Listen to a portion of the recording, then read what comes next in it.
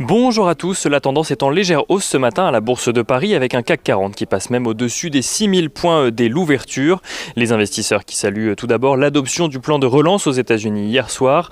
Un plan de 1900 milliards de dollars qui prévoit entre autres le versement d'un chèque de 1400 dollars aux Américains les plus démunis ainsi qu'une augmentation des aides aux chômeurs à 300 dollars par semaine. Le plan prévoit également des fonds pour les écoles, la stratégie de vaccination ou encore pour les États. Ce plan qui doit à présent être ratifié et promulgué par Joe Biden, ce qui devrait arriver demain vendredi. En attendant, les investisseurs attendent la conférence de presse de Christine Lagarde cet après-midi à l'issue du Conseil des gouverneurs de la BCE. Ils attendent notamment de savoir quelle sera la position de la Banque centrale européenne face à la progression récente des rendements obligataires aux États-Unis.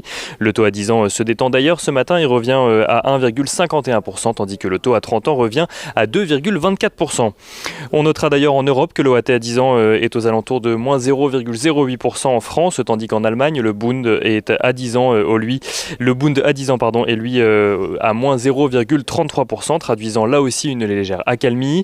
Et retour en France du côté des valeurs à la Bourse de Paris, JC Decaux fait état d'une perte de 604,6 millions d'euros l'année dernière à cause notamment d'une charge de dépréciation de 222 millions d'euros liée à la crise sanitaire.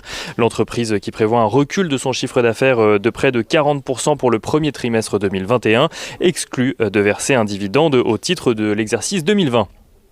EDF annonce de son côté une baisse de 8,6% de sa production nucléaire en France sur un an au mois de février. Et on notera également que Eurazeo annonce une perte nette de 160 millions d'euros en 2020. La société d'investissement annonce également viser de nombreuses cessions sur 2021 mais également sur 2022.